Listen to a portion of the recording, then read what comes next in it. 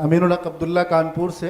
जी सबसे पहले तो इस शानदार कोशिश के लिए मुबारकबाद। जब हालात ज़रा नासाजगार होते हैं तो फिर वही कुछ लोग बहस छेड़ देते हैं, 47 में चले गए होते तो बड़ा अच्छा होता, क्यों नहीं गए।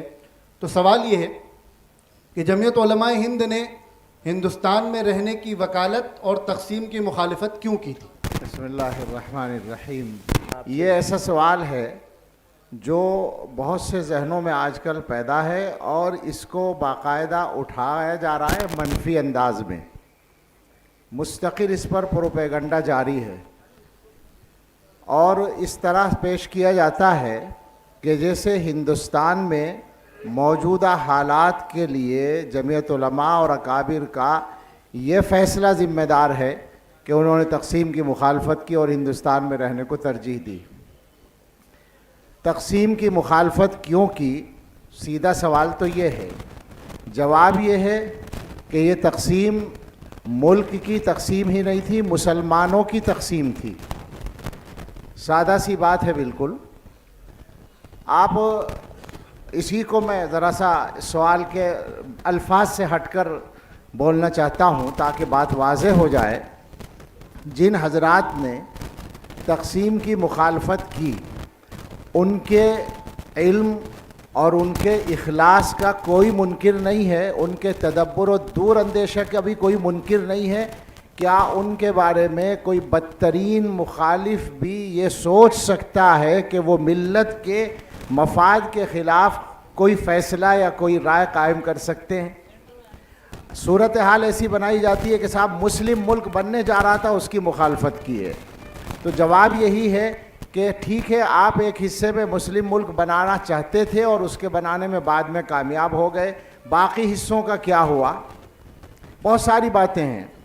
उसमें यह भी है कि मुसलमानों की मेजॉरिटी उस इलाके में थी जिस इलाके को छोड़कर जा रहे थे। वो ये कह के गए कि हम तो भारत में रहने वाले मुसलमानों का जनाजा पढ़ के जा रहे हैं। ये उनका जो आखिरी पर्चा निकला था, मुस्लिम लीग का जो ऑर्गन हुआ करता था, उसका जो आखिरी पर्चा निकला था वो ये कहा या तो ये कत्ल कर दिए जाएंगे या मुर्तद बना लिए जाएंगे। ये फैसला करके वो यहां से गए थे। आज अल्हम्दुलिल्लाह तो ये जहां मसाइल हैं, मसाइब हैं, मुश्किलात हैं, वहां अचीवमेंट्स भी हैं हमारे। हमने बहुत कुछ हासिल किया है इस मुल्क में। बिल्कुल जी। इसी से बात साथ में मिलानी पड़ेगी कि जो हालात हैं उनके ज़िम्मेदार वो लोग हैं जिनका मंसूबा कामयाब हुआ। कामयाब हुए हैं तक़सीम करने वाले। अकाबिर देवबंद का मंसूबा ये नहीं था कि मुल्क तक़सीम हो और आधे मुल्क में हम रहें, ये मंसूबा नहीं था। मंसूबा था पूरा मुल्क एक रहे और हम पूरे मुल्क में रहें।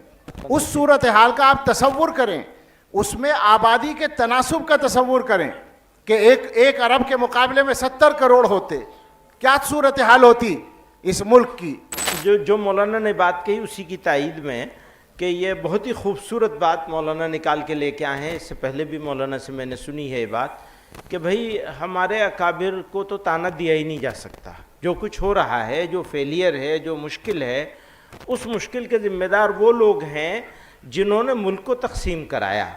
और हम इस पोजीशन में नहीं थे कि आबादी का तबादला किया जा सकता होता। हम इस पोजीशन में थे नहीं। यानी मुल्क के हालात ऐसे नहीं थे कि तेलुगु बोलने वाला, खट्टा खाने वाला उसकी आबादी को, पूरी आबादी को यहाँ से ट्रांसफ़र किया जा सके। तो हमारे अकाबिर ने तो यहाँ रहने का और यहीं मरने का फ़ैसला किया था, मुसलमानों के ईमान, उनकी जान, माल, इज़्ज़त, आबरू की हिफाजत के लिए।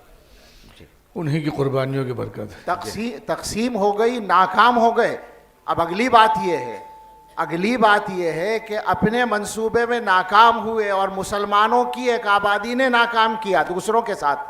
दूसरे भी उसमें शामिल हैं बराबर के तौर पर, लेकिन उस नाकामी के बाद हौसले का ये आलम है कि इन्हीं बचे कुचे मुसलमानों के साथ रहने और मरने का फ़ैसला किया, इनको ज़िंदा रखने के लिए। और अगर वही नहज, वही अंदाज़ इख्तियार किया जाएगा तो हम ऐलान करते हैं अल्लाह के भरोसे पर कि इंशाअल्लाह दोबारा ताकत में और ज़िंदगी में आ जाएंगे इंशाअल्लाह।